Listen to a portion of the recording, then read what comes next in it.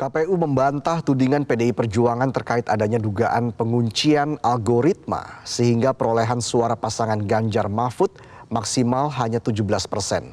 Sebelumnya Sekjen PDIP Hasto Kristianto mengaku pihaknya menerima informasi dari pakar IT yang menyebut suara Ganjar Mahfud disetting maksimal 17%. Padahal seharusnya pemilu berjalan 2 putaran.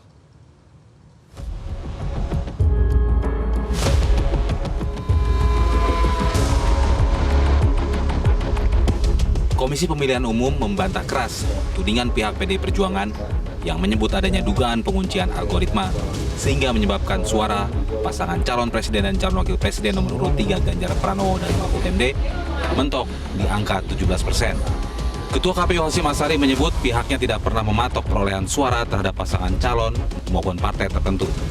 Hasyim menegaskan hasil yang muncul berasal dari penghitungan suara secara berjenjang dari tingkat TPS. Hasyim Asyari menegaskan, KPU tak mungkin bisa menentukan atau mematok perolehan suara baik untuk pasangan calon presiden dan calon wakil presiden maupun perolehan suara partai politik. KPU tidak pernah kemudian katakanlah ya mematok suara si A, si B dan seterusnya partai ini, partai itu sekian sejak awal itu nggak ada. Karena pemungutan suaranya kan bersifat langsung. Langsung artinya yang menentukan perolehan suara adalah suaranya pemilih. Berapa jumlah pemilih yang hadir saja kan KPU tidak bisa mengontrol. KPU juga tidak bisa menentukan berapa sih pemilih katakanlah dari DPT, dari DPTB atau DPK di dalam negeri itu berapa yang akan hadir juga KPU nggak bisa memprediksi, nggak bisa mengontrol. Apalagi kemudian mengontrol perolehan suara, mengontrol dalam arti sudah mematok, sudah menentukan sejak awal pasangan calon nomor 1 sekian, nomor 2 sekian, nomor 3 sekian. Perolehan suara baik berupa suara maupun kalau dikonversi jadi persentase itu adalah semuanya berasal dari penghitungan suara secara berjenjang dari TPS. Sebelumnya Sekretaris Jenderal PDIP Hasto Kristianto menyebut rekapitulasi manual suara Capres-Cawapres nomor urut 3 Ganjar Pranowo Mahfud MD dipaksa hanya mencapai 17%.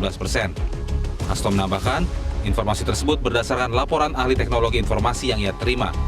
Bahkan para pakar IT menyebut pemilu seharusnya berlangsung 2 putaran. Kami banyak bertemu dengan para pakar IT yang menemukan persoalan yang sangat fundamental. Misalnya dimasukkannya suatu JSON script, suatu algoritma untuk ngelok agar perolehan Pak Ganjar Mahfud itu hanya maksimum 17%. Kemudian juga suatu program untuk mengunci autentifikasi terhadap multifaktor yang seharusnya tidak sembarangan orang bisa mengupload C1. Juga data-data bahwa quick count pun itu diintercept.